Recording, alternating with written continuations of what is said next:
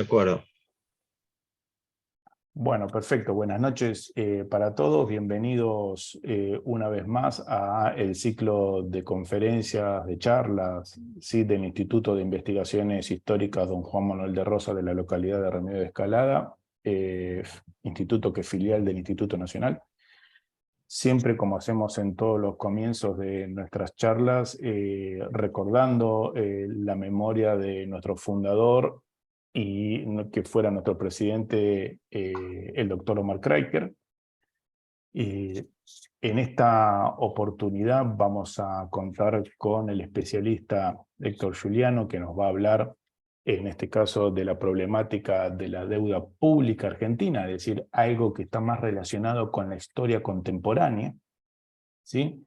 Y recordarles a todos los que nos miran ahora en directo y aquellos que luego van a verlo en diferido, que esta charla y todas las anteriores, ¿sí? Gracias al profesor Puente, la vamos a estar subiendo y compartiendo, va a quedar siempre a disposición en el canal de YouTube del Instituto Don Juan Manuel de Rosas de Ramiro de Escalada. Así que ahí también pueden acceder a la misma. Como siempre, 2 o 3 recomendaciones. Acá el expositor va a hacer valga la redundancia, su exposición. Creo que al final de la misma volvemos a abrir los micrófonos como para compartir aquellos aportes, aquellas preguntas que tengamos, y luego concluimos entonces la charla en alrededor de unos 60 minutos. Entonces, sin más, Héctor, si te parece, entonces te escuchamos para que aportes lo que tengas sobre la cuestión de la deuda pública. Así que todo tuyo y te escuchamos, Héctor. Bueno, ok, buenas noches, espero que se escuche bien. Mi agradecimiento por la invitación y espero serles útiles, y les agradezco también por el interés en el tema, porque este es un tema que, como sabemos, todos los economistas del establishment y la opinión pública en general está bastante ajeno, ¿no? Hay un viejo proverbio que dice que el éxito más grande del demonio es habernos hecho creer que no existe, ¿verdad? Un proverbio conocido. Y yo digo siempre que con la deuda ocurre algo parecido. La deuda es lo más importante y lo más grave que tenemos, y sin embargo a lo que se le dedica menos espacio explicativo. Así que yo trato de cubrir individualmente, como un francotirador que se ha puesto a estudiar estos temas aisladamente, y transmitirlo a los demás. De hecho, les aclaro, no pertenezco ni quiero pertenecer a ningún partido ni corriente ni partido político, así que mis datos serán lo más objetivos posible, y además basados en cifras oficiales. Si no son cifras oficiales, se las aclaro, pero tomo como referencia la poca información oficial que existe. Entrando en materia, una triple aclaración preliminar, 3 conceptos que hay que grabarse para después entender lo que voy a decir. La primera, la deuda es un condicionante total y absoluto de todo lo que ocurre en la Argentina en materia financiera, económica y política. Creo que quien no entiende esto no sabe en qué país está viviendo, no sabe cuál es la magnitud y la naturaleza del problema, frente a qué problema estamos cuando hablamos de deuda. No tiene idea de lo que es el poder del dinero sobre la política. Son opiniones personales, pero fundadas.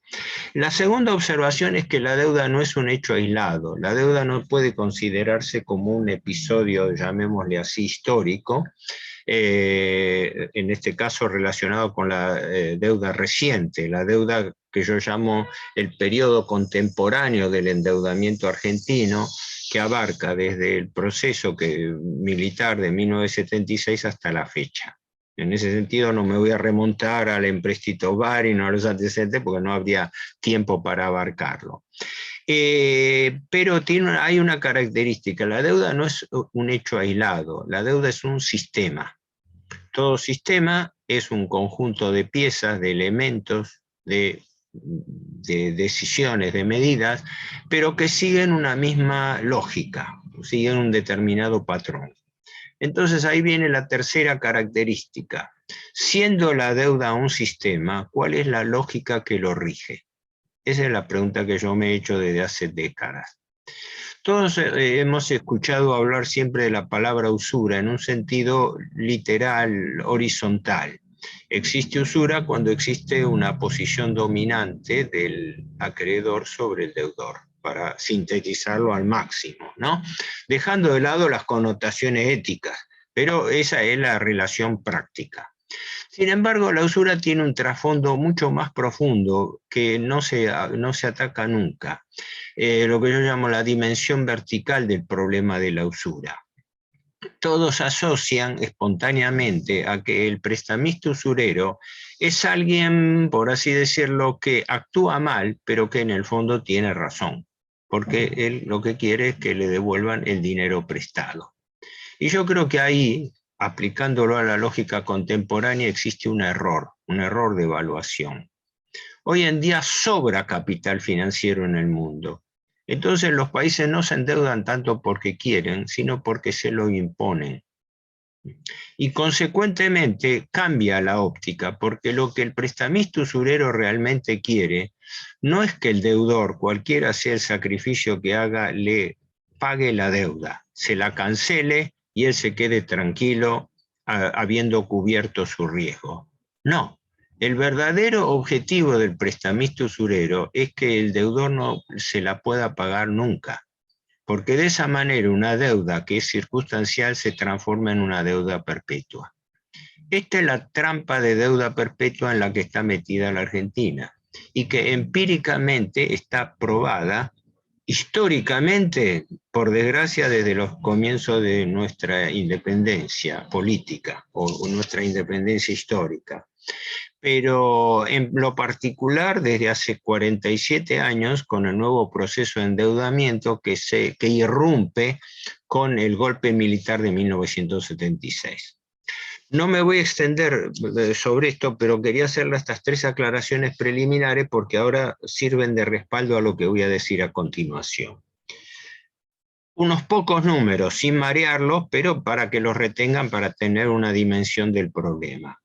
Hoy en día, según cifras oficiales del Ministerio de Economía, la Argentina debe unos 395.000 millones de dólares, casi 400.000. Según cómo se compute el Producto Bruto, este Producto Bruto de la Argentina puede estar entre 400 y 450.000, así que, como es sabido, la deuda equivale al Producto Bruto de la Argentina. Poco más, poco menos. Iguales son medidas comparativas, no son medidas por el valor absoluto. Pero ¿qué quiere decir? Que esta magnitud de endeudamiento transforma la deuda en una obligación en conjunto perfectamente impagable. Por lo cual la Argentina convive con un problema. Está endeudada totalmente por encima de su capacidad de repago. Este es el dilema, y este es lo que los economistas del establishment soslayan. No solamente lo soslayan, sino que peor, esto tiene una formulación académica.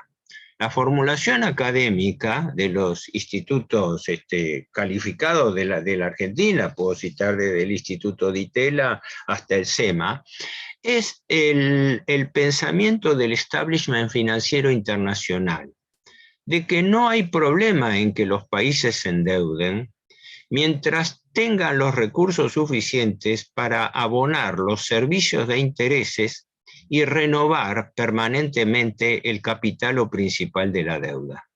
Esto no es invención de Giuliano, esto es formulación del establishment.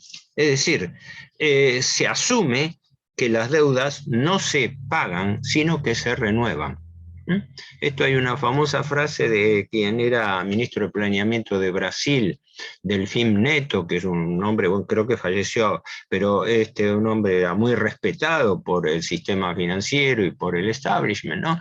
Que una vez coloquialmente le dijo a un periodista, dijo, pero compañero, pero amigo, dice, no hay problema, dice, las deudas públicas nunca se pagan, siempre se refinancian. Sí, en efecto, Delfín Neto y todos quienes sostienen este esquema tienen razón, esa es la realidad. Las deudas no se pagan. La primera potencia del mundo, los Estados Unidos, son el país más endeudado del mundo. Estados Unidos tiene un producto bruto que ellos llaman trillions, es lo que nosotros llamamos billion o billones, o sea, millones de millones. Estados Unidos tiene un producto bruto que actualmente debe estar en el orden de los 18, 19 billones de dólares. Su deuda pública está cercana a los 30 billones. Todos los países desarrollados están endeudados y algunos por encima del producto bruto. Y son países desarrollados como Italia y Francia. Alemania un poco menos, pero creo que el porcentaje en relación al Producto Bruto de Alemania también anda en 78, 80%. Así que esto es una constante internacional en el sistema financiero. No me voy a extender, pero le daba esto como una relación comparativa. Vuelvo a los datos de la Argentina, muy pocos para no marearlos. El último saldo de la deuda al 30 de junio era 391 mil millones de dólares. Con las actualizaciones mensuales del Ministerio de Economía, yo proyecto, hago una extrapolación simple y me da que en este momento la Argentina debe por lo menos unos 395 mil millones de dólares, que como les dije antes, prácticamente son 400 mil millones de dólares. Con una aclaración, esta deuda es solamente en cabeza del Estado central. Acá no está la deuda de provincias, municipios, empresas del Estado, organismos nacionales, fondos fiduciarios, juicios contra el Estado perdidos con sentencia en firme, que son un agujero negro. O sea, estamos hablando solamente de lo que debe en cabeza el gobierno nacional, en este momento encabezado por Alberto Fernández. Esto le da una idea de que el primer problema que tenemos en la Argentina es que no conocemos cuál es nuestra deuda pública nacional. Tenemos solamente tres valores. El del Estado central, estos 400 mil millones de dólares, el de las deudas de corto y mediano plazo del Banco Central, que son una cuenta separada y suman unos 122 mil millones de dólares más, y el consolidado de deuda de las provincias, que anda en el orden de los 30 mil millones. Quiere decir que si sumamos solamente esos tres grandes rubros conocidos, la deuda estaría en 550 mil millones de dólares y siendo todavía parcial. Ahora, dicho esto, es decir, después que uno se recupera de tratar de interpretar la magnitud de estos valores, vamos al perfil de vencimientos.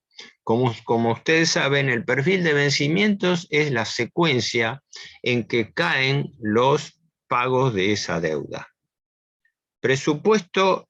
Proyecto de presupuesto 2023, que se está aprobando en este momento en el Congreso. El año que viene, por presupuesto, es decir, palabra oficial, Ministerio de Economía, que aprueba el honorable Congreso de la Nación, como todos los años. El año que viene le vencen a la Argentina, solamente por concepto de capital, 103 mil millones de dólares. SIC, presupuesto de la Nación. Pero el país se va a endeudar por 137. 134, 137 aproximadamente. Es decir, se va a endeudar por 34 mil millones de dólares más todavía. ¿Qué quiere decir eso? Que de esa terrible deuda que vence, la Argentina no va a abonar neto un centavo. Va a ser rollover, va a ser refinanciación total por novación de deuda con el mismo acreedor o con un tercero, pero va a renovar la deuda, va a refinanciar la deuda íntegramente, hasta el último centavo que le vence, como viene haciendo hace 47 años. Y además va a tomar 34 mil millones de deuda adicionales. Más allá de los partidismos políticos, porque yo no me interesa esto, el gobierno Macri vino a gobernar con deuda. En 4 años de gestión aumentó la deuda pública en 82.000 millones de dólares. La recibió en 254.000 de la administración Kirchner y la dejó en 336.000. Siempre datos oficiales. La actual ya llega a los 400.000. Paradójicamente, este gobierno actual, Fernández, en 3 años ha endeudado a la Argentina más que el gobierno Macri, de quien se lamenta de la deuda. Es realmente notable. ¿Por qué? Porque si uno suma la deuda las deudas oficiales, tiene que el Estado central aumentó la deuda en casi 60.000 millones de dólares en estos 3 años. Pero el Banco Central paralelamente la aumentó en otros 41.000. Así que si hacemos la deuda consolidada, porque tenemos una deuda bicéfala, deuda del Estado Central por 3,95 más deuda del Banco Central fundamentalmente por LELIQ, que son letras a corto plazo, de 28 a 28 días de plazo, que devengan un interés nominal del 75% anual. Esto significa que si sumamos la deuda consolidada del Estado Central más el Banco Central, tenemos 100.000 millones de dólares. Quiere decir que estas son las realidades. El mismo gobierno que se lamenta de la deuda recibida la ha aumentado ya más que lo hizo la administración Macri. Pero esto no es solamente un pecado del actual gobierno, es pecado de todos los gobiernos. Desde el año 1976 hasta la fecha, todos los gobiernos se lamentaron de la herencia recibida, pero todos la aumentaron. Hasta el doctor Martínez de Oz, cuando se produce el golpe militar y él hace el primer gran discurso el 4 de abril del año 76, atribuye como uno de los motivos, entre comillas, ¿no? Uno de los motivos del golpe militar, la preocupante situación de la deuda externa argentina, que en ese momento era de unos 8.500 o 9.000 millones de dólares, de los cuales solo 5.300 eran deuda externa pública, el resto era deuda privada. Ese gobierno militar, del cual el doctor Martínez de Oz era ministro de Economía, recibió una deuda pública de 5.300 millones de dólares y la dejó en 44.000. Fue el primer gran salto de la deuda, ¿no? En realidad, si queremos historiar, hubo 3 grandes olas de endeudamiento. La primera fue la del proceso militar, bajo la administración Martínez de Oz y conexos. La segunda fue el mega endeudamiento durante la convertibilidad menemista, ya que la convertibilidad se sostuvo con deuda. Cuando no se pudo pedir más deuda, se cayó la convertibilidad y entramos en cesación de pagos. Menem recibió una deuda de 62.000 millones del gobierno Alfonsín, la dejó en 122, la dejó en el doble. Y en el ínterin privatizó empresas y activos del Estado por valor de 35.000 millones con el argumento de que eso iba a servir para bajar la deuda, plan Brady mediante, y en lugar de bajar la deuda la duplicó, ¿no? Bueno, la deuda sigue sin solución de continuidad. Incluso el gobierno Kirchner, cuando sus 12 años, pese a la declarada política de desendeudamiento, aumentó la deuda en 100.000 millones de dólares. Néstor Kirchner recibe una deuda de 151.000 millones y la deja Cristina Kirchner en el 2015 en 254.000. Punto. Son los números. Dejo que los números hablen por mí, ¿no? Lo que se confunde a la gente es que el gobierno kirchnerista, punto a su favor, endeudó menos a la Argentina en el exterior que en el interior. Es decir, la deuda se divide o se tipifica como deuda interna si está contraída con acreedores locales y deuda externa si están contraída con deudores con domicilio en el exterior. Es decir, lo que se llama en finanzas criterio de residencia. Si yo tomo una deuda con alguien domiciliado en el exterior, es deuda externa.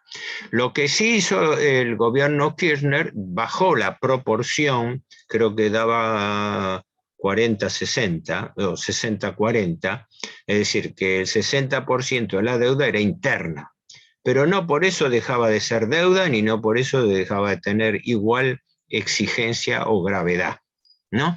Además también incluyó el hecho de que gran parte de la deuda pública siempre fue así, pero el kirchnerismo aumentó la proporción.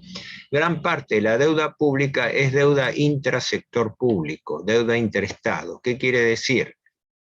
Que aproximadamente creo que es un 40 o 41% de la deuda, que no es tema menor, un 40% de la deuda está en manos de organismos del propio Estado.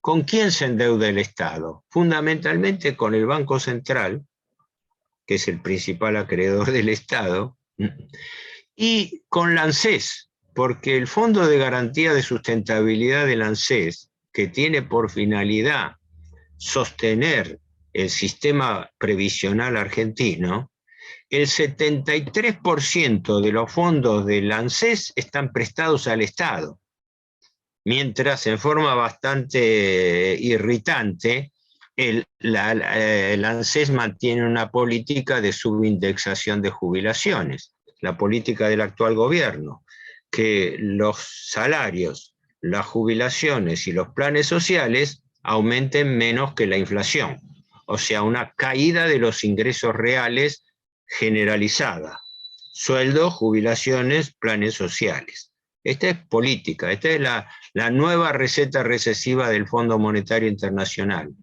Dejen o provoquen que la inflación vaya licuando el gasto público por remuneraciones y por jubilaciones. No me quiero ir muy lejos porque si no de un tema voy saltando al otro, pero vuelvo a lo que decía antes. Una deuda en cabeza del Estado central de casi 400.000 millones de dólares. Vencimientos el año que viene por 103, pero aumento adicional de 34.000 millones sobre esa deuda que se renueva en su totalidad. Entonces, bueno, ¿qué ocurre? Los que nos prestan no son nenes de pecho, son grupos de fondos de inversión especializados extranjeros que no comen vidrio, no desconocen su negocio. Por eso la aclaración primaria de la usura. ¿Dónde está el negocio? Bueno, el negocio está en los intereses. La Argentina el año que viene tiene que pagar 3 billones de pesos de intereses que equivalen a más de 13.000 millones de dólares. Eso por el lado del gobierno nacional. Pero se olvidan mencionar, eso se olvidan todos los economistas del establishment, ¿no? En forma, no se puede decir ingenua, se olvidan que el Banco Central paga de intereses más que el Estado central, más que el gobierno nacional.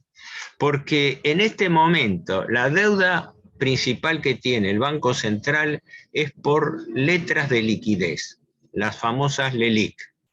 Las LELIQ, bueno, aclaremos para el resto, para nivelar conocimientos con el resto de los oyentes, ¿no? Normalmente la diferencia entre letras y bonos es que las letras son a corto plazo, con términos de un año o menos de un año, mientras que los bonos son a más plazo. Macri llegó, como sabemos, a emitir bono a 100 años de plazo, lo cual es un despropósito, ¿no? Desde el punto de vista financiero. Y además fue producto de un negociado, porque esos bonos se rescataron antes. Pero bueno, no ese es el tema a profundizar ahora. De todas maneras, para que ustedes tengan una idea, pagando 75% de interés nominal anual, La deuda que tiene el Banco Central hoy por LELIQ pasa a los 9 billones de pesos. 9 billones de pesos. Acabo de bajar hace un rato el balancete del Banco Central, que es el resumen mensual que saca el Banco Central, y el stock del LELIQ da 9.24 billones de pesos. Esto equivale a 60.000 millones de dólares. O sea, esta es la deuda paralela que tiene solamente por LELIQ el Banco Central y que le vence a 28 días de plazo y por el cual tiene que pagar intereses. Para que ustedes tengan una idea, una tasa nominal del 75% equivale a una tasa efectiva del 107%. La diferencia entre tasa nominal y tasa efectiva reside en que la tasa nominal es como nosotros cuando ponemos un plazo fijo. El plazo fijo tiene una tasa también del 75%. Bueno, cuando se cumple el mes, yo recibo la parte proporcional de ese mes de esa tasa anual. Pero si la renuevo acumulando intereses, es decir, capitalizando intereses, si los intereses no los retiro, los dejo, o sea, al capitalizarlo se proyecta todavía más la deuda, tengo lo que se llama la tasa efectiva, la tasa real, es decir, si yo no saco el dinero durante el año y lo voy renovando todos los meses. Por eso una tasa nominal del 75% equivale a una tasa efectiva del 107%. Esto significa que en un año el Banco Central tiene intereses a pagar mayores que el stock de la deuda. ¿Me explico? Si el stock de deuda es 9 billones y pico de pesos, en un año, la capitalización de los intereses de esa deuda va a dar cerca de 10 billones de pesos. Es una locura. El Banco Central es el agujero negro de la finanza de la Argentina, frente a lo cual este y los anteriores gobiernos no ofrecen la más mínima pauta de solución, porque directamente estamos frente a una bola de nieve imparable donde se paga una tasa de interés superior al capital, 107% anual. Y paralelamente el Tesoro Nacional está colocando deuda al 88% anual, que equivale a una tasa efectiva del 116%. O sea, estamos frente a una orgía directamente financiera producida por la deuda pública. Lo más irritante de esto no es solamente que ocurra, es que todos estos economistas del establishment que hablan todos los días por la radio, a este tema no le dedican media palabra, ¿verdad? Se habla del gasto público, se habla de las tarifas, se habla de todo, pero esto no. No sé si estoy bien de tiempo, esto era la parte, llamémosle, descriptiva. Lo único que esto configura el perfecto círculo vicioso de la usura. La deuda es la principal causa de déficit fiscal. Y ese déficit fiscal se produce por acumulación de intereses impagos, porque una parte de los intereses se paga, pero la otra se capitaliza. Se capitaliza por anatocismo. El anatocismo es el interés compuesto, es el interés devengado y no pagado. Entonces, nos encontramos con este perfecto círculo vicioso. El Estado tiene déficit fiscal, lo cubre emitiendo deuda. La deuda no se paga, pero genera más intereses. Los intereses son gasto público, son el principal rubro del gasto público. Aunque se parezca mentira, se paga más en términos netos de intereses que por el sistema jubilatorio. Porque el sistema jubilatorio es el principal gasto público nominal, pero hay que descontarle lo que el Estado recauda por aportes y contribuciones patronales. Entonces, cuando se llega al valor neto, creo que, no sé si lo tengo por ahí anotado, creo que es un 4 billones y pico de pesos, ¿no?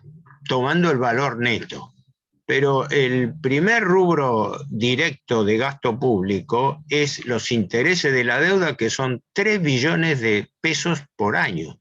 Son 13.000 millones de dólares, equivalente a 13.000 millones de dólares.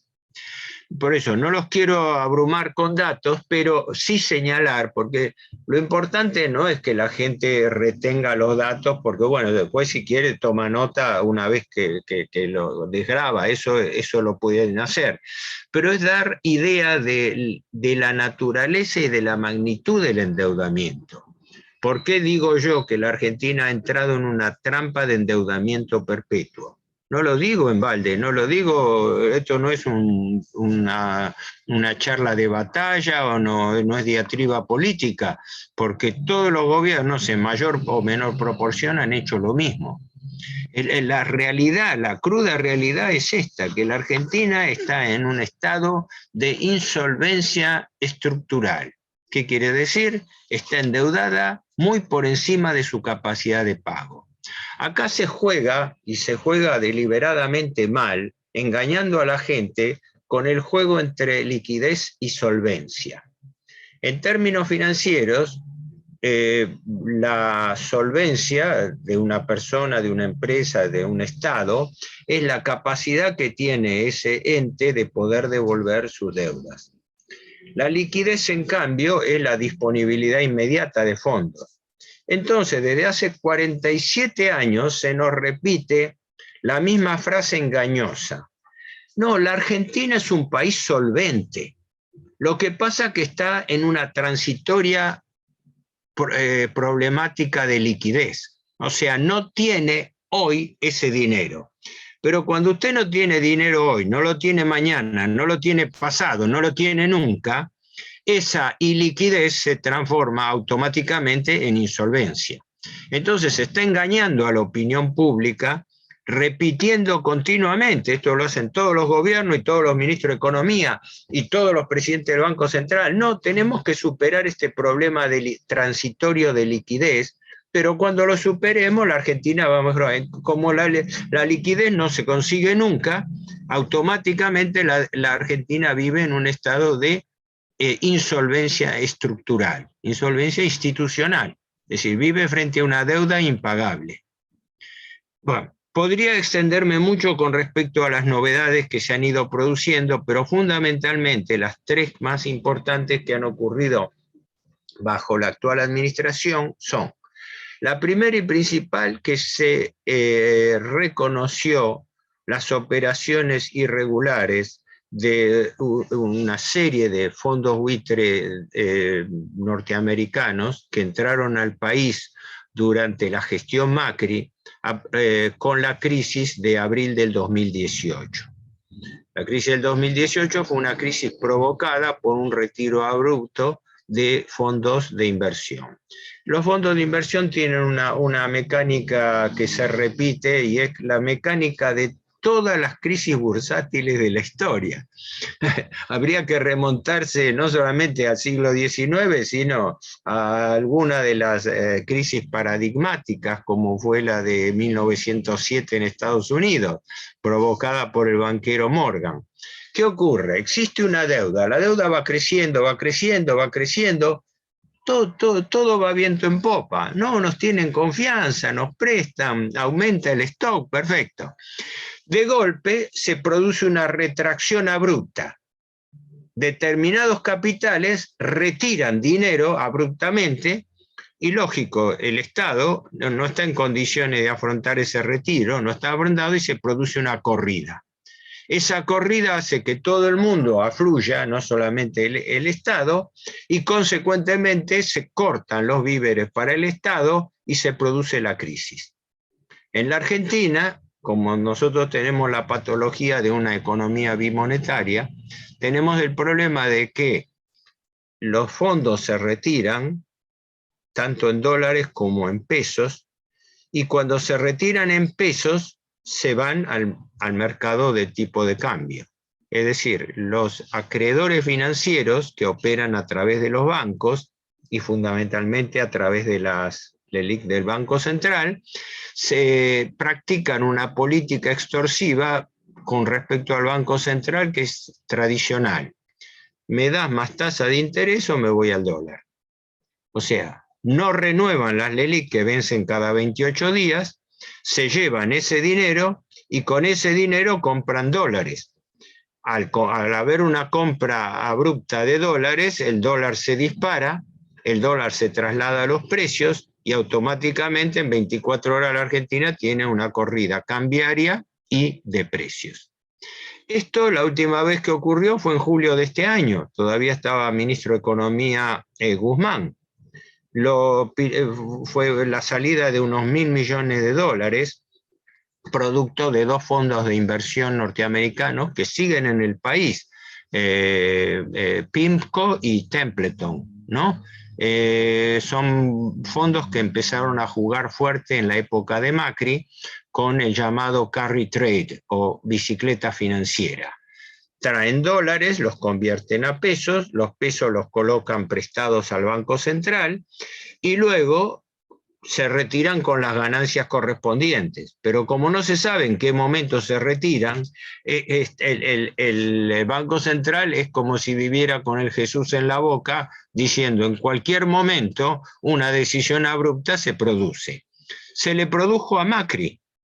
El 25 de abril del 2018, abruptamente, todo iba viento en popa, el gobierno Macri se jactaba incluso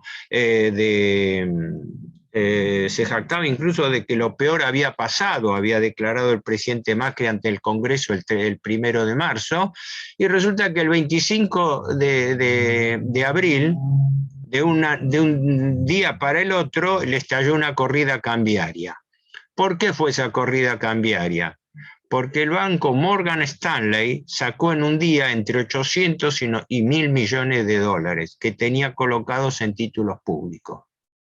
Eso disparó la corrida, eso provocó que cayeran los valores de los títulos en bolsa y el presidente Macri a los pocos días, los primeros días de mayo, tuvo que salir a decir que el país necesitaba pedir de urgencia un préstamo por 57.000 millones de dólares al Fondo Monetario Internacional para no caer en default. Estas son las realidades financieras que afronta la Argentina. Yo no sé si estoy excedido en el tiempo, si no voy cerrando directamente porque me quiero anticipar simplemente con este cierre a una pregunta obligada. Muchos, después de escuchar este panorama medio catastrófico, astronómico, digamos así, se preguntan por las alternativas. Yo soy un francotirador, yo soy un investigador aislado e independiente, pero siempre digo lo mismo, el día que haya un gobierno que en lugar de convivir con este problema insoluble de la deuda, decida blanquear la situación, decida cuando haya un gobierno que diga que el rey está desnudo, es decir, que no lo siga ocultando, que no siga ocultando haciéndose cómplice de esta tarea de desfinanciamiento institucional del Estado, de este saqueo financiero, porque este es dinero que pierde el país, ¿no? Durante la administración Macri aumentó la deuda en 82.000 millones de dólares. Sí, en el mismo periodo salieron por fuga o salida de capitales 86.000. Salió más dinero que el que entró prestado. Por eso la crítica de decir estamos financiando la fuga de capitales. No. El día que haya un gobierno que decida confrontar y no convivir con este problema, tendría que blanquear tres cosas. La primera, blanquear la insolvencia del país. Cuando un deudor está en cesación de pagos, lo declara. Eso no es el fin del mundo, ni es el repudio de la deuda, es el replanteo de la negociación. Es la inversa de decir lo que hacen todos los gobiernos. No, somos solventes, nosotros tenemos un transitorio problema de liquidez, pero aceptamos las obligaciones y las seguimos aumentando todavía. En algún momento tiene que haber un gobierno que pare esta sangría, no solamente la sangría de pago, sino la sangría de endeudamiento. El segundo punto, blanqueada la insolvencia del país, es, como pasa en todos los estados concursales, producir una auditoría del endeudamiento. para deslindar cuál es el grado de legitimidad de esas acreencias.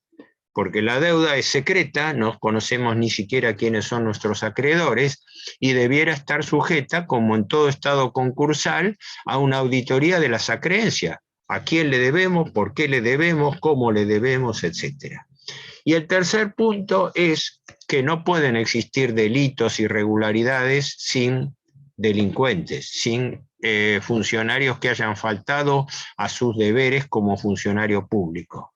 Y eso tiene que ser sujeto a juicios de responsabilidad.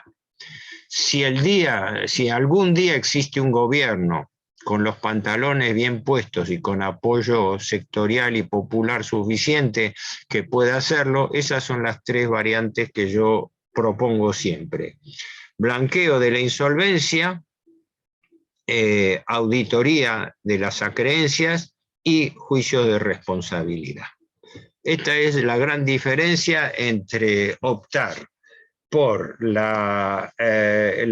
el intento de normalización financiera o vivir bajo la servidumbre perpetua. ¿Por qué? Porque el principal problema de la Argentina no es económico. En la Argentina está todo por hacer en materia económica. El principal problema de la Argentina es financiero. Mientras no se resuelve el problema financiero, que está centrado en la deuda, no hay política económica que aguante, no hay política económica que pueda formularse. Bueno, perdón, no sé, decime, Esteban, si me he pasado o si estoy en términos para dar lugar a algunas inquietudes o preguntas. Perfecto, no, clarísima la exposición, Héctor, y bueno, ahora sí, los que quieran aportar o preguntar o refutar, también podemos comenzar. Yo tengo un par de preguntas, pero bueno, las dejo para el final, si quieren. No sé si allá José Luis o Oscar quieren comentar algo o preguntar algo.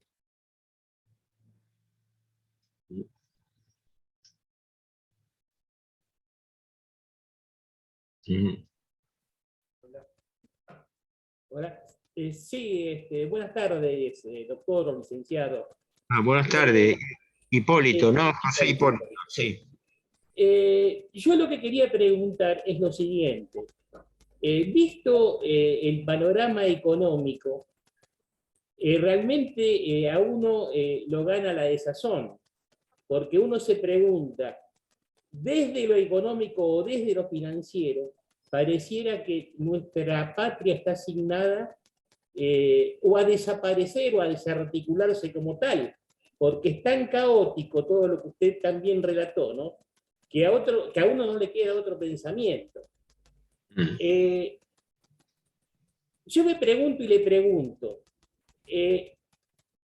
¿declarar insolvencia es sinónimo de declarar cesación de pago? ¿No llegará algún día el momento en que diga la Argentina ya no paga porque no puede pagar y está siendo víctima de una maniobra disolutiva que políticamente no está dispuesto a aceptarla? Entonces no voy a pagar hasta que las condiciones para volver a hacerlo me lo permitan. ¿Qué consecuencias traería eso? Okay. No, entendida. La inquietud, en parte yo me adelanté a contestarla cuando dije que sabía que la pregunta del millón era que ella hacía. Pero lo que usted dice es, primero, una diferencia fundamental. Yo nunca hablo de repudio, hablo de blanqueo de la insolvencia. Es decir, eso llevaría efectivamente a una cesación de pagos. La Argentina debiera suspender los pagos de la deuda simplemente porque la única alternativa que tiene no es pagar, es refinanciar. Entonces, si vamos a vivir refinanciando deuda hasta el día del juicio final, en algún momento alguien tiene que salir, yo decía, es decir, el rey está desnudo. Bueno, esto tiene que haber un límite. Aclaro que no propongo, porque considero, incluso yo he tenido muchas discrepancias con esto, considero imprudente y desubicado hablar de repudio de la deuda, porque nadie puede repudiar ab initio, es decir, nadie puede repudiar de partida la deuda. Lo que sí es automático es que, producida la suspensión de pagos por falta de liquidez y por falta de insolvencia, ¿no? Ahí la auditoría sea la que determine el grado de legitimidad de esa deuda. Pero aquel que haya, el Estado no puede desconocer sus obligaciones internacionales. No tenemos ni el poder ni los elementos jurídicos para hacerlo, porque la deuda, mal que nos pese, está contraída en forma formalmente legal. Y peor, la mayoría pactada con prórroga de jurisdicción a tribunales extranjeros. Y ya hemos visto lo que nos salió el chiste de los holdout por haber tomado unilateralmente una medida que terminamos pagando el doble. El saldo de deuda que se le debía a los holdout era 6.000 millones de dólares y terminamos pagando 18.000. Terminamos pagando por intereses el doble que por capital, agravado por la laxitud del gobierno Macri, que frente a haber perdido el juicio lo perdió en la administración de Cristina Kirchner, pero además fue totalmente laxo y poco transparente, porque no informó cuáles eran los acuerdos a que se había llegado con los acreedores. Porque el juez Griesa, antes de fallecer, lógicamente, cuando todavía estaba al frente de la causa, estableció una mediación. La Argentina llegó a un acuerdo con los acreedores por mediación, pero nunca supimos cuáles eran los términos de esa mediación. Lo único que se limitó el gobierno es a dar cifras, y las cifras fueron esas. Se pagaron 18.000 millones de dólares por una deuda original de 6.000. Ergo, la diferencia, 12.000 millones, eran intereses acumulados, o sea, intereses acumulados, más intereses punitorios y resarcitorios. Y nunca se aclaró a quién y en cómo era el detalle de esas acreencias. Entonces, con respecto, no sé si estoy respondiendo a su pregunta, con respecto al planteo, yo lo único que digo, esto un poco replantea el dilema que tuvo el efímero presidente Rodríguez Sá. Cuando la Argentina se quedó sin fondos del Fondo Monetario Internacional en diciembre del año 2001, ¿no? Cuando esperaba desesperadamente el último desembolso del fondo, y el fondo le contestó que no le giraba más plata, porque la plata que estaba girando el fondo estaba siendo escandalosamente vendida en el mercado. Lo mismo que volvió a pasar ahora y que volvió a pasar siempre. Y eso significó que el gobierno, en ese momento, el 25% del gasto público eran intereses de la deuda pública. Una cifra que se aproxima a la actual, y que si computamos el Banco Central es peor todavía. No sé si le compliqué mucho la respuesta, pero si la pregunta suya estaba orientada acerca de las alternativas de salida, lo que le puedo reiterar es eso, los tres problemas: insolvencia, ilegitimidad y responsabilidades. En lo personal no veo otra, porque esto es un dilema, confrontar o convivir con un problema permanente. No sé si está más o menos claro. Bueno, me alegro. Perfecto, gracias. Acá Oscar tiene una pregunta, Héctor.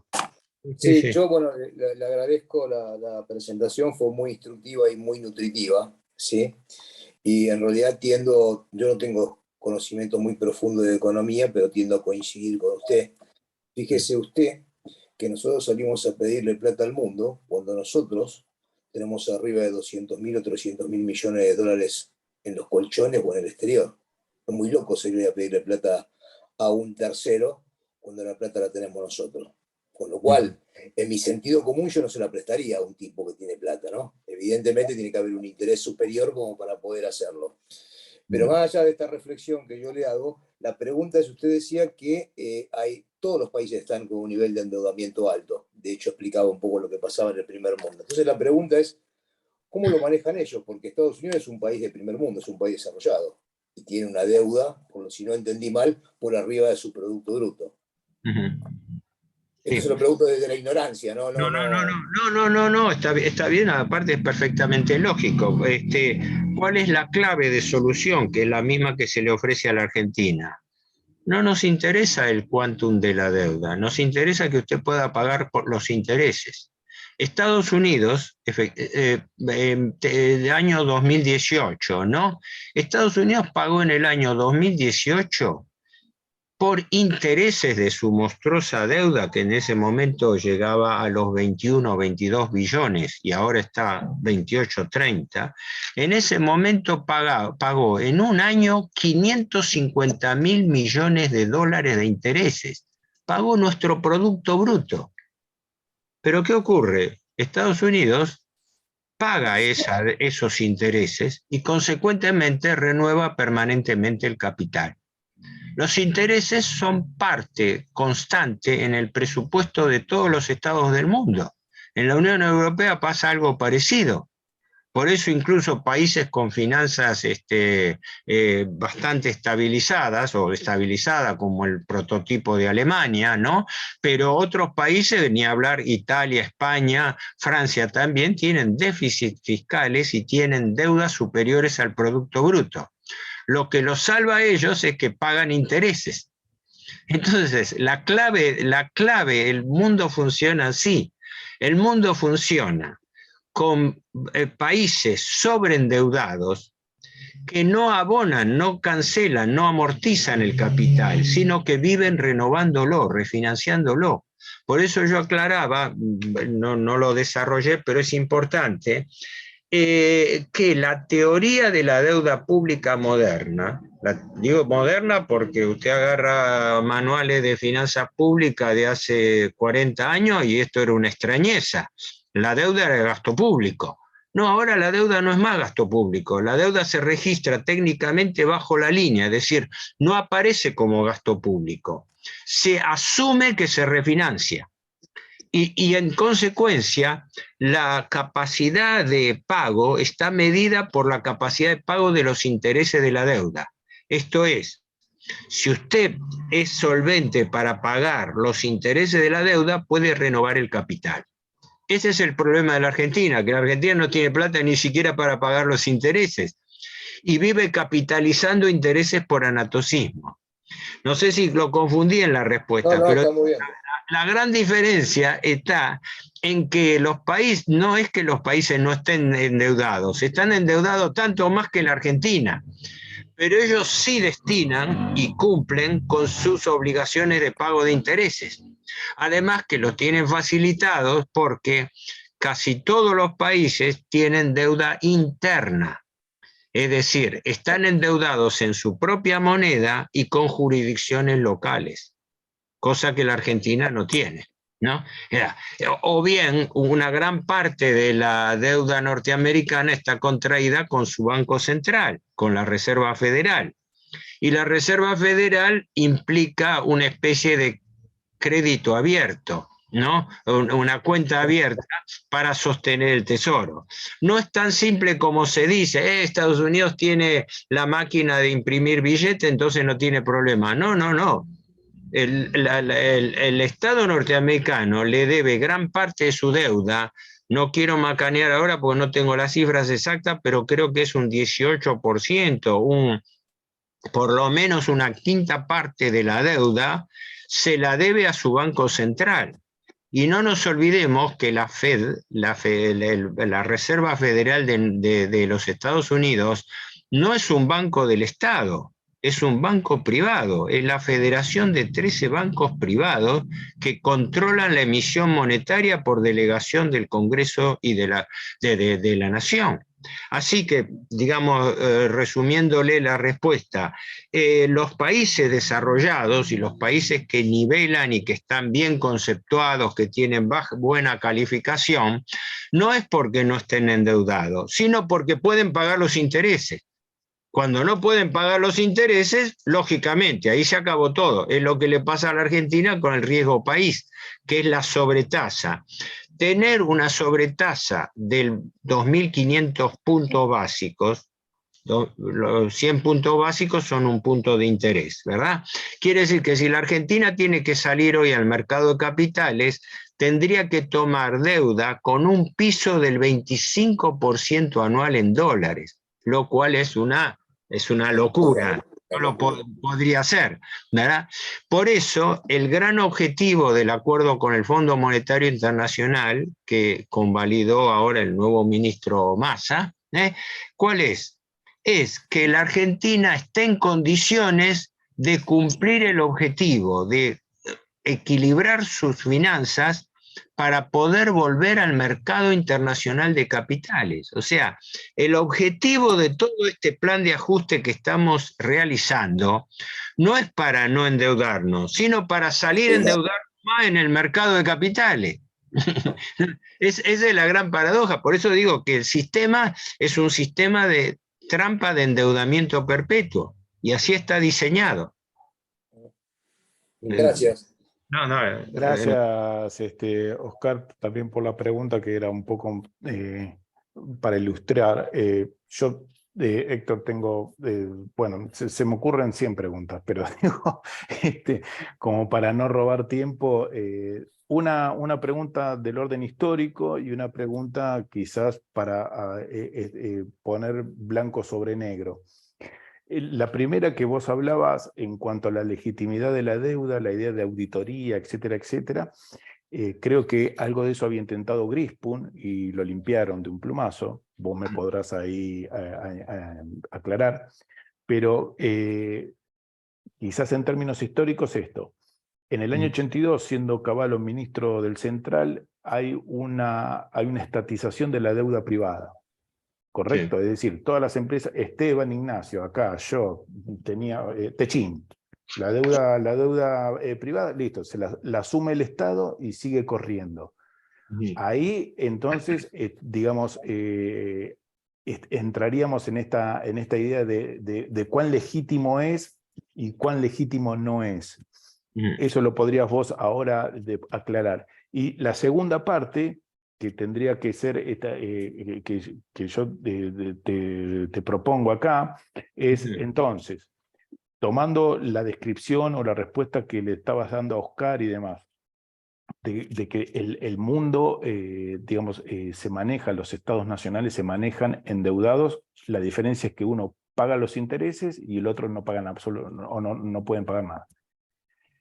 Estamos entonces ante entidades no estatales, como son estos fondos, Quantum, bueno, etcétera, etcétera, que son, digamos, esa idea de sotogobierno, ¿no? Que está ahí y que es como el titiritero de la cosa, ¿no? No sé vos cómo lo ves. Sí. A ver, vos tiraste varias cosas, trato de ir en orden. Primero, el tema Alfonsín. Cuando Alfonsín asume, no sé, por edad, lo recordamos según la edad de cada uno, su consigna fue que él iba a encarar una auditoría de la deuda para determinar qué deuda del proceso era legítima y qué deuda era ilegítima. Ese fue un eslogan de la campaña que abiertamente el gobierno Alfonsín desestimó y nunca hizo la famosa auditoría porque ese era el momento oportuno de hacerlo, ya que existía un agravante. La deuda había sido contraída por un gobierno de facto, entonces entraba dentro de los términos de lo que en materia jurídica se denomina deuda odiosa. Deuda odiosa es un concepto que muy discutible también a nivel jurídico, pero tenía una ventaja. Los teóricos de la deuda odiosa son los juristas norteamericanos, y Estados Unidos la aplicó desde la guerra de Cuba, desde el año 1898 en adelante, que consistía en impugnar la legitimidad de una deuda que fuese contraída en contra de los intereses del pueblo de la nación que lo estaba contrayendo. Era el argumento, era la oportunidad. Se debatió y tenía un ministro de Economía, Grispun, que estaba en esa tesitura, no sé cuán duro en la parte práctica, y también yo valorizo mucho a alguien que yo lo escuché en su momento, el doctor García Vázquez, radical también, un radical tradicional que era presidente del Banco Central. La gente se olvida de él, pero era una dupla importante, Grispun en economía, García Vázquez en el Banco Central. Bueno, ¿cómo terminó la cosa? En el año 85 vino el planteo, lo volaron a Grispun y a García Vázquez, asumen economía Surril y al frente del Banco Central José Luis Machinea, ¿no? Entonces ahí cambia el planteo, se firma un acuerdo en Nueva York por el cual Argentina reconoce la validez de las deudas contraídas por el proceso militar, con lo cual archiva la idea de investigación y se establece un paréntesis que después termina mal porque eso después es producto de una nueva renegociación y que después lleva a la caída prematura de Alfonsín por una hiperinflación en el año 89 que fue desencadenada precisamente por la deuda. Ahora, eso ya fue convalidado. Y luego fue convalidado por todos los gobiernos sucesivos, ¿no? Todos los gobiernos sucesivos que se hicieron los desentendidos con respecto al tema de la ilegitimidad, aún habiéndolo soslayado. Pero ninguno de los gobiernos fue, salvo el efímero gobierno de Rodríguez Sá, que por eso duró una semana. Porque el planteo de Rodríguez Sá, que todos hablan de la parte, digamos, de que eso fue recibido con aplausos. Lo que fue recibido por aplausos fue que un presidente fue el primero que se presentó ante el Congreso y dijo que la Constitución Nacional establece que la deuda el arreglo de la deuda es facultad del Congreso y que esa deuda debía ser investigada por sus irregularidades. Y esa fue una de las razones por las cuales cayó Rodríguez Sá, que no duró una semana. Por desgracia, los otros gobiernos ni siquiera lo han intentado. Desde entonces hasta ahora, ese tema está excluido. Con esto contestaba tu primera pregunta con respecto a la parte histórica, digamos así. Sí, el kirchnerismo se excusó mucho en eso, hablando de que la deuda ya había sido contraída y validada por todos los gobiernos, que los congresos habían aprobado los presupuestos y por ende daban por aceptada las acreencias. Todo lo que se quiera decir, pero existía una causa Olmos, la famosa causa Olmos 1 que inició Alejandro Olmos. Yo colaboré con él en esa causa, incluso colaborando con él personalmente, pero él la llevó adelante, pero en soledad, como un francotirador, ¿no? Y esa causa, como es sabido, duró 18 años, él había fallecido unos meses antes, pobre, no tuvo ni siquiera la satisfacción de ver la famosa sentencia Ballestero, pero que en realidad convalidó todo, porque dijo que se habían producido irregularidades, pero estaban prescriptas por el paso del tiempo. Claro, qué viveza, una causa duró 18 años, los delitos habían prescripto entre los 5 o 10 años, entonces Martínez Dios, dice, compañía, todos quedaron sobreseídos. Y le pasó la pelota al Congreso diciendo que el Congreso tenía que asumir el tema. Y el Congreso lo archivó y no lo trató nunca, ¿no? La primera intervención que hace el Congreso fue ahora, en marzo del año actual, para convalidar el acuerdo irregular de Macri con el Fondo Monetario. Paradójicamente, esa fue la primera vez que interviene el Congreso, para convalidar una deuda ilegítima, donde incluso el fondo había faltado a su estatuto. Me extendí mucho, pero ahora paso a la segunda parte de tu pregunta, que era el tema de la deuda, la estatización de deuda externa privada.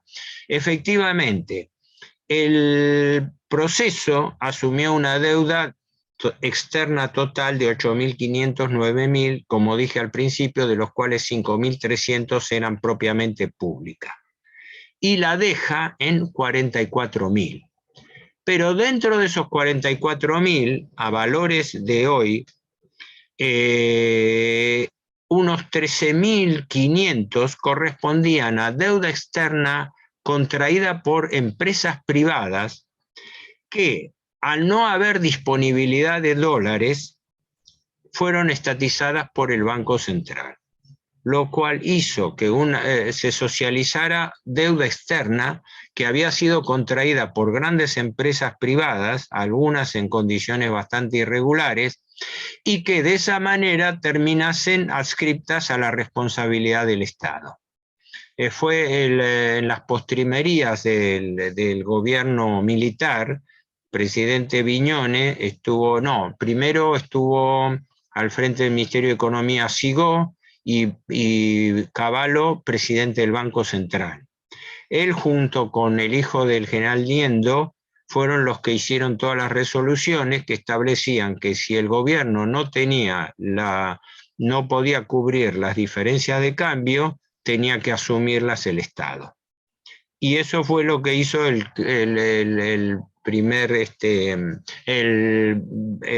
siguiente presidente del Banco Central, Julio González de Solar, que procedió a estatizar esa deuda. Efectivamente, esa deuda, que era privada, pasó a ser deuda pública por una laxitud en la interpretación del Estado y por el cual lavaron deuda de ellos y derivaron al Estado empresas muy importantes, desde las empresas del grupo Macri, SOCMA, hasta las distintas grandes empresas del país, Tequín, todo. Hay una lista, eso se conoció, la lista de 900 y pico empresas que se beneficiaron con ese traslado. O sea, traspasaron una deuda privada a deuda pública, quiere decir que la estamos pagando nosotros. Y una gran parte de esa deuda es la que fue contraída con los países del Club de París. Por eso la subcausa que investigaba el endeudamiento con el Club de París, la pararon todo lo que podían, porque ahí estaba involucrada la estatización de deuda privada. Ahí metieron cerca de $1.000 millones de deuda de Cogasco, que era un juicio aparte con una empresa holandesa que no cumplió sus obligaciones con el Estado, pero ahí pesó la presión de la Unión Europea y la presión internacional, y metieron la deuda de Cogasco, que si no me equivoco eran como 800, 900 millones de dólares, la metieron como deuda externa privada y la estatizó el Estado. Así que el nivel de escándalo es mayúsculo. Eso, no sé si la otra parte, me estoy olvidando algo de tu pregunta. Esto era con respecto a la estatización de deuda externa privada, que ya ha quedado asumido. Y la otra creo que era con respecto, bueno, no el escepticismo, el realismo. El mundo está gobernado por el dinero. Es decir, gobiernan los capitales financieros, gobierna el sistema financiero internacional. Los gobiernos de turno son, digamos, están subordinados a la plutocracia. Desde el punto de vista de la teoría política, se entiende por plutocracia el gobierno de los grandes grupos económicos financieros sobre el Estado. Y efectivamente, los gobiernos no tienen autonomía financiera. Consecuentemente, no solamente la Argentina, sino la mayoría de los países del mundo dependen del capital financiero que los apoye. Por desgracia, esto es así. Una alternativa mía personal de Giuliano es la siguiente. El Estado tiene 3 fuentes básicas y clásicas de financiamiento. Eso es de texto. La primera es la recaudación tributaria. La segunda es la emisión monetaria controlada. La tercera es la deuda pública. Es de texto esto. Son las 3 fuentes clásicas del Estado. Ahora, el viejo profesor Walter Beberaggi Allende, a quien yo conocí y traté, era un hombre que sabía mucho de esto, él dice, entre emitir dinero y emitir deuda, yo, Estado, siempre voy a elegir emitir moneda, porque por la moneda que emito yo no pago interés, mientras que por la deuda sí.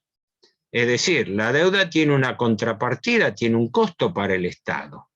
Entonces, ¿cuál es la exigencia de subordinación que los acreedores del Estado, con el apoyo del Fondo Monetario, que el Fondo Monetario cumple la función de ser auditor de los acreedores externos? Esto hay que aclararlo. El Fondo Monetario no está para ayudar a los estados, está para ayudar a los acreedores del Estado, es decir, está para cuidar que los estados tengan la plata suficiente para que no dejen colgados los pagos a los acreedores de su país. O sea, el fondo no está para hacer beneficencia ni asistencia financiera para el Estado, está para cuidar intereses financieros del sistema internacional. Entonces, ¿qué ocurre? Frente a esta situación, la situación de insolvencia práctica, ¿qué es lo primero que le impone el Fondo Monetario a la Argentina? No emitan moneda, emitan deuda. Este es el mensaje, punto. Cuidadito con emitir moneda, emitan deuda. Hoy en día, que la emisión está restringida, ¿sabes cuál es el principal destino de la impresión de billetes? Los famosos billetes tan denostados cuando los economistas del establishment con los liberales a la cabeza se rasgan las vestiduras diciendo la maquinita del Estado, la maquinita de imprimir. ¿Sabes cuál es el principal destino de los billetes de esa maquinita? Pagar intereses de la deuda del Banco Central. El Banco Central hace unos meses estaba imprimiendo entre 150 y 250 mil millones de pesos por mes solamente para pagar intereses de las LELIQ. Y después salen todos a coro, todos los economistas del establishment a lamentarse. Ah, no, pero el Estado usa la maquinita. Y no dicen para qué, no completan la frase, ¿no? Es decir, yo siempre digo, completen la frase. Sí, es cierto, el Estado usa la maquinita, pero ¿cuál es el principal destino de ese dinero? Pagar intereses de la deuda. Ah, no, espere, esa segunda parte de la frase no la decimos, ¿no? Que es la gran paradoja. Desgraciadamente las cosas son así. Nadie puede hacerse loco en este momento a nivel internacional.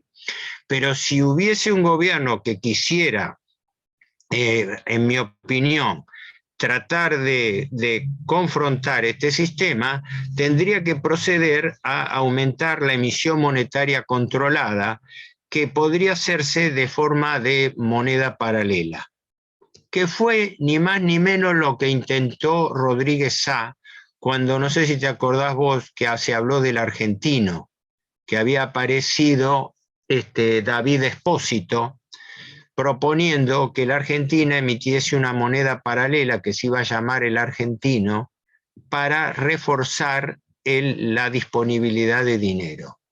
En realidad, yo soy de los que creen que el verdadero motivo por el cual cayó Rodríguez Sá en una semana no fue por blanquear la insolvencia, porque alguno tenía que salir al escenario a blanquear, a decir que el país no podía pagar.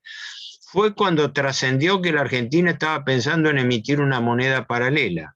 Yo tengo, para quien les interese, tengo una página, un blog, y he elaborado varios trabajos al respecto, en una de las cuales propongo la emisión de moneda paralela, inconvertible, no moneda directa, sino moneda inconvertible que giraría bajo un circuito de moneda paralela con valor cancelatorio e inconvertible, que no sirviese para operaciones de conversión monetaria. También soy partidario de que en todo el país se prohíba las operaciones en moneda extranjera.